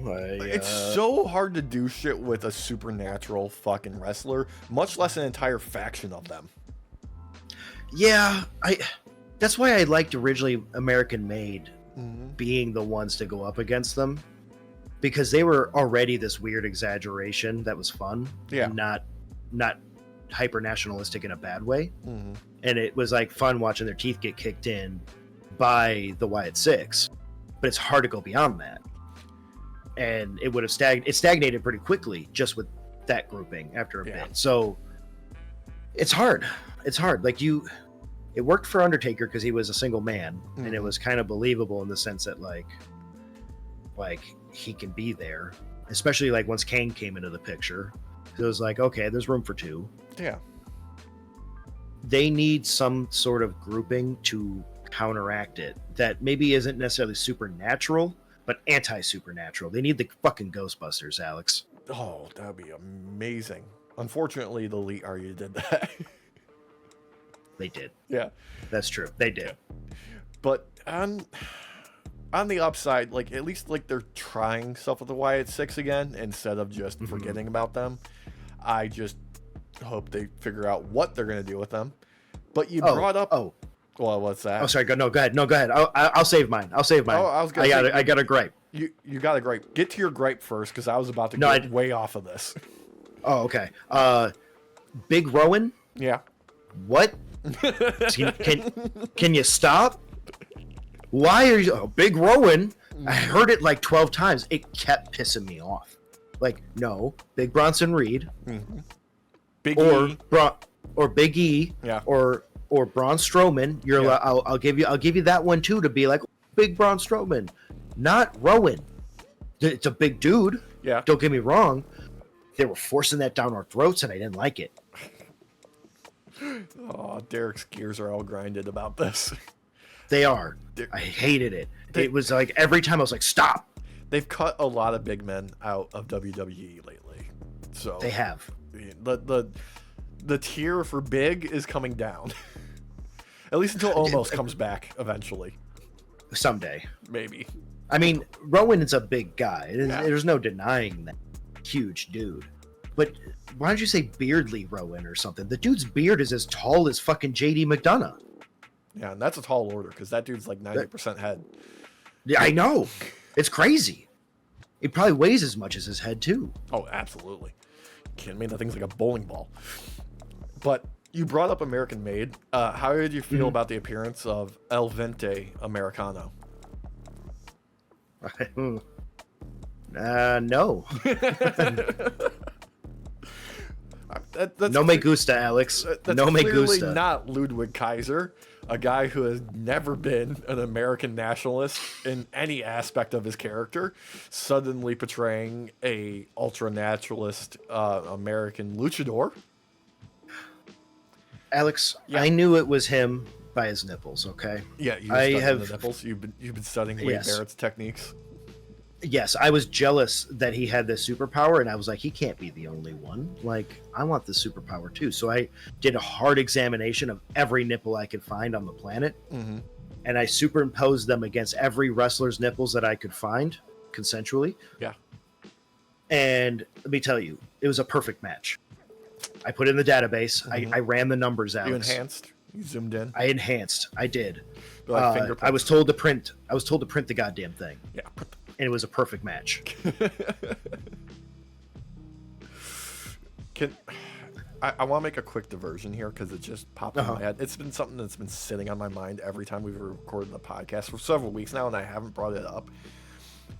Mark Nash, the ring announcer for Smackdown, is driving me up the fucking wall because every time he starts announcing someone, it sounds like he's about to burst into tears.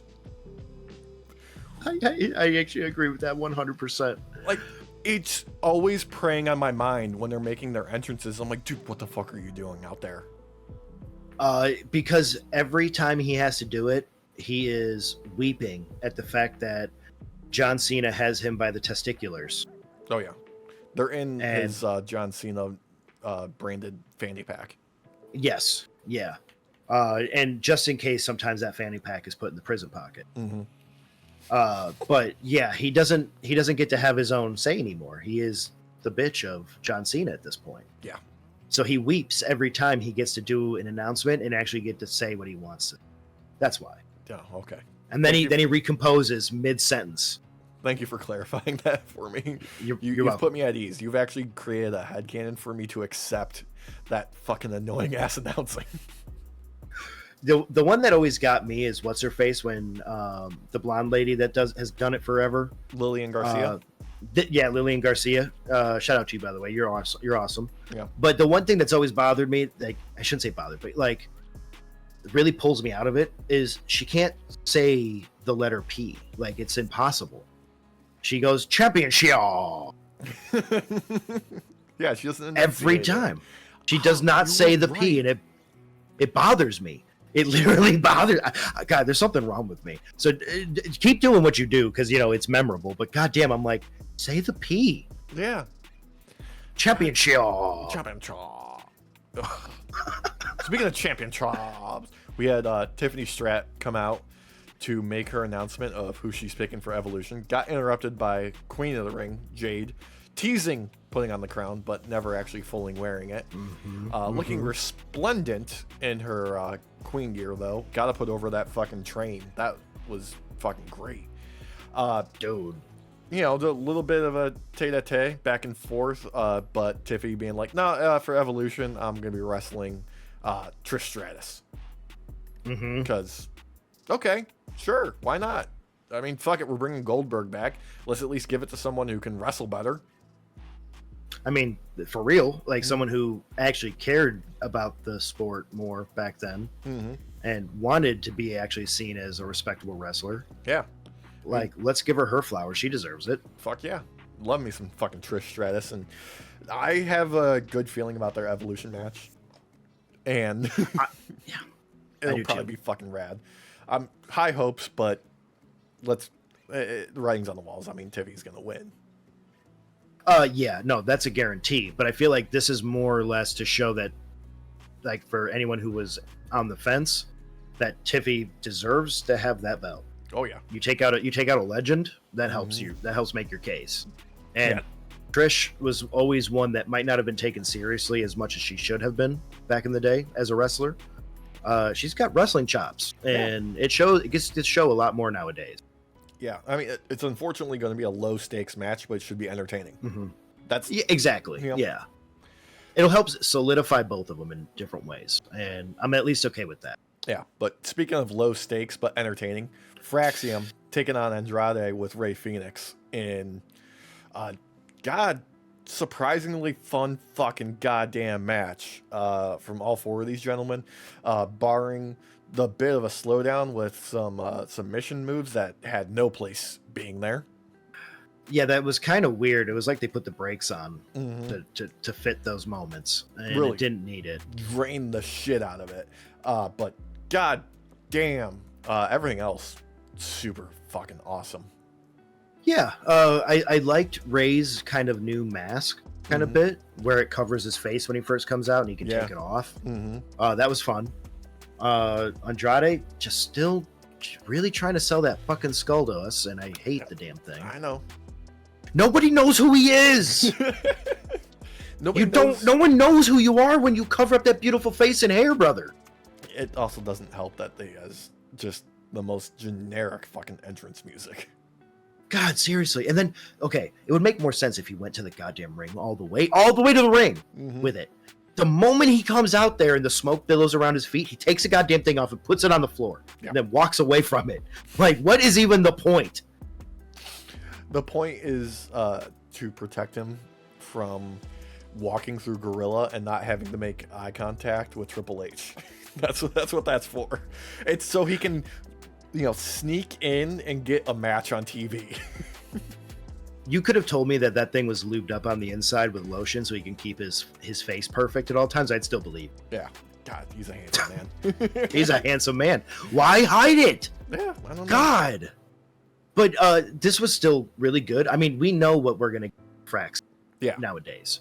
The people are primed and ready to go for Fraxium on Smackdown now. Like, there's no need to sell him anymore as being a good tag team. No. Ray and Andrade had everything to lose in this when it comes to respect. And I don't like saying that about Ray because I have mad respect for him as a tag team wrestler. I just feel like they need to fucking pair him with his brother. Like, what is happening? Look, there's something to be said about the chemistry he had with Andrade, though. Because they worked extremely well together. He's going to work better with Penta. Absolutely. There's no denying that. So we're just going to keep delaying that until Survivor Series when the one time a year when the brands can have wrestlers from both sides, Derek. I mean, that's obviously what's going to happen. They're saving it. Are they, though? No. They're just fucking delaying it because they want them to get over as individuals before they team them together, I guess. And then there's another gripe that I have right there, Alex. They decided they chose which brother was the favorite, just like their parents had to at one point. I mean, it's fucking Penta, absolutely. Are you kidding me? Absolutely. It's undeniable. Jesus, they put so much effort behind Penta. God, it's not fair. Like, I love Penta. Don't get me wrong. I love Penta. But Ray should have gotten the same goddamn treatment. And it's like, they were like, "Here, brother, this is the best we got you. We're going to make you lose at WrestleMania, but you get to be at WrestleMania. And after that, we're going to throw you into NXT because we don't care about you. Oh, and then we're going to throw you with the guy that nobody knows because he keeps covering up that beautiful face with a stupid skull." God, I'm mad. I know. God, I'm mad. I'm so fucking mad. It's okay. You know what's going to cheer you up?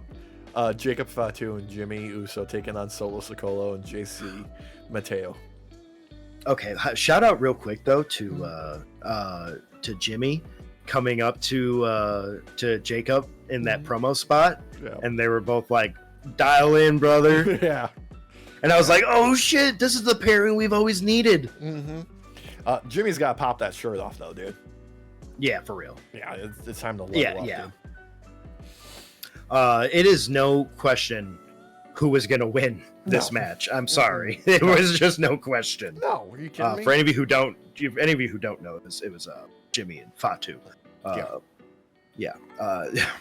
Sorry, Solo, but you are here to take bumps, brother. And fucking Mateo Elote Cobb, no one likes you. I like him kinda sometimes. His tour of the islands is fucking majestic, dude. It is. I will give you that. Dude's got zero riz. Well, they've given him zero opportunities to talk. Well, he has spoken a couple times. Yeah. He's got to say like 4 words. Yeah, single syllable words. Yes. Yeah. Yeah. Jacob made the most of that when he only was allowed to say a single word here and there. He got over "I love you" so low. That's insane. Which sold it and made it so hit so much harder when he said "I hate you" so low. God, that was. Oh Jesus. Overall, fucking match. It was a good match though. Fucking solid shit. Unfortunately, you know, at the end, the not bloodline, his family tree is what he's referring to as the Tongas and JC come out to throw the beat down. Talatonga. This is such a terrible fucking name change. There's 3 Tongas now. I know. They even commented on which Tonga is this? I feel so bad for Joe Tess and fucking Wade trying to keep this shit straight. I don't know how you could, to be honest with you. And not only that, like, it's all tongue-tied fucking types of names too. Tamatonga, Tamaloa, fucking Talatonga. Yeah. Like, these are, for someone who grew up with a fucking speech impediment, me. Yeah. Like, I stuttered a little bit as a kid. And I still sometimes stutter, but that shit's hard to say. Dude, it's fucking draining. It's exhausting. Dude, try say all of their names together. Like, that shit's hard. Like, you need to get rid of some Tongas and put in some other, like, notable names or something. Like, you know what? Let's go. Let's just throw in let's do a Tala Yokozuna. Let's just do that. Yeah. Throw another Fatu. Why not? You already got one of them. You can spread it out a little bit more. Jesus, fuck. We got 2 Usos. It's just too many Tongas. It wouldn't be so bad if they at least had more distinct personalities between them instead of just being mute goons. They get more time to talk than the Creed brothers, though. God, at least the Creed brothers do something. Well, because I swear to God, they listen to us. They listen to our podcast because they started dressing like the fucking evil 80s jocks. Yeah. Like, not long after we had brought up, like, why the fuck are you in suits? Yeah, no, they need to stick to, like, rejects from American Gladiators. Okay? Yes. And we need, like, we need something like that for these boys. We need, like, something. What's up, Data? He's making his routine appearance. Jesus. The puppy's sleeping below me, which is surprising. Normally she'd be eating me. Let's not jinx it. God. But this was a great match. I mean, we did get with everybody coming in, we did get to see Fatu go through a table, which is fun. Mm-hmm. It had a little bit of everything. Some of it was a little too much. You know, it broke again. I mean, we finally broken that barrier where it's like, oh, it could break. But, you know, they're still being very careful with how often they do it, and I appreciate that. I do too, because it's basically Lego pieces stuck together. Basically, yeah.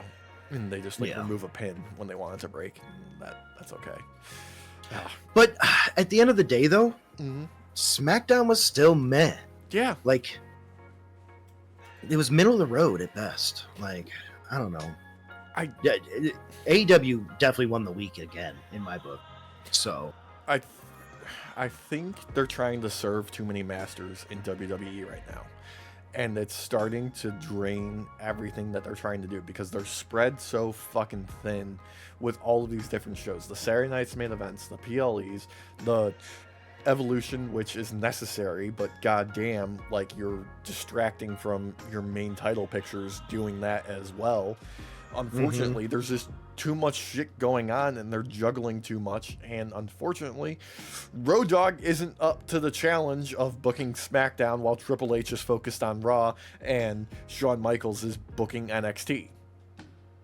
Yeah. And I feel like AEW sized down at the smartest time. Yeah. They saw the writing on the wall. Exactly. That's the big thing they learned, was that if we can refocus our energy and dial it down a little bit, but still go, overboard where we need to, we can have some great shows and put on some good TV and make some good wrestling. Yeah. WWE, like you said, has too many masters. They have fucking TKO in itself. Which every board member has the ego the size of fucking Texas. Yeah, I mean, it's the size of The Rock's fucking head. Seriously, his fucking forehead. His 9 head. God. And then you've got Netflix, who's another master, who demands, obviously Raw, but that part of that deal was like, hey, you need to start doing some more with us and putting more out there. Then you've got other streaming services like Hulu, who, even though they don't technically own SmackDown, that's technically where you go to watch SmackDown if you don't have regular cable. Yeah, in the United States. Yeah. So, they're beholden to Hulu to some degree as well. Then you got Peacock. Yeah. Who, sure, doesn't have Raw, doesn't have SmackDown. They get all the PLEs. Yeah. So, of course, they're going to be like, we need a PLE a month at minimum. And now, also for the past several years and going forward for the foreseeable future, because that money train's not going to stop, the Saudis. They're getting 3 shows. 3. One of them's probably going to be the Rumble. Yeah. That you're going to have King and Queen of the Ring again, probably, going out there. Crown Jewel, guaranteed, is probably going to go out there again. Yeah. Because they're going to want to make that a regular thing. Because I believe the belts are in Saudi Arabia. Well, probably. I think they're on display at their weird theme park that they have. Yeah, that's what I mean. Yeah, like they're next just Crown sitting there. Jewel is going to be in Australia, though. That's going to be in Perth. Oh, is it? Oh, yeah. Oh, well, it'll go back to Saudi Arabia sooner guaranteed. rather than later. Yeah, it's only a matter of time before fucking WrestleMania is in fucking Saudi Arabia. Let's be honest. Yeah, and that's also sooner rather than later, guaranteed. Yeah, I agree with you 100%. I feel like there's too many that they're beholden to, and it's kind of lost track to some degree. There's too much. Yeah. Too much of anything is a bad thing. And unfortunately, they've gotten too big to scale down. Yes. Yeah, no, it's definitely, we're getting to that point where the snake is going to eat itself again. Like we did just after the Attitude Era. Just after the Attitude Era, when things were hotter than they've ever been, we're back at that bubble inflection point where it's about to pop, because they can't lower the ticket prices because they've already set the precedent. And if they have a low gate, it's devastating for the shareholders, and that's the end of the fucking story. They can't scale down the venues either, even if they're not moving the tickets, because that is another down indicator for the shareholders, who will fucking riot if their share price decreases. It's just we are in the finance bro private equity nightmare cycle with WWE right now. Eventually it's gonna fucking crash. It's just a question of when, how, and what will be the final nail. Luckily, business is good for now. It's probably not going to stay that way forever, and I'm not going to be doom and gloom about it and say it's inevitable, like WWE is going to fucking die. I'm not going to say that. That's hyperbolic, and it's a bad faith argument. But it's just going to change shape. Yeah, it's at a certain point, the business is going to go down, and they're going to have to recover. It's just what's going to happen. Yep. My hope is that we will see a splitting in the WWE, and we'll actually see AAA go back on its own again. See NXT become its own thing, which I think would be awesome. I mean, could be, but there's also the danger of them spinning up NXT UK again. That's a fair point. Yeah. But I sometimes the monopoly needs to break up. Yeah. And I think we're at that point with WWE. We're getting closer to something's got to give. Yeah. Anyway. Yeah. Last thing before we go. Uh-huh. There was a match added to All In on Collision. Adam Cole taking on Kyle Fletcher for the TNT title. Yeah. Oh, I didn't know. I didn't get to watch Collision this week. So hell yeah. Yeah, dude. Fucking Fletch lights stand tall for your boy. This might be his fucking moment that he deserves, because that boy has been fucking putting in the work and getting better every time, and that's gonna fucking rule. He better put his pinks on, man, because the pink gear, that's winning gear right there. It's championship gear. Bret Hart knew it. Dude, seriously. His pink gear is the best looking gear that he has. Seriously, hands down. 1000%. But that's going to round this out for the day. We'll see you post Y'all In, Texas, and Saturday night's main event.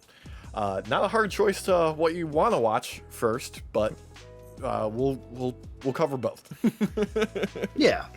We'll just we'll talk about the amazing show that will be Y'all In. I actually really like that dad joke. That was good. Yeah. And then we'll have to pivot to talking about how Gunther's career got ended, or how Bill Goldberg died in the ring. It'll be an in memoriam episode for us.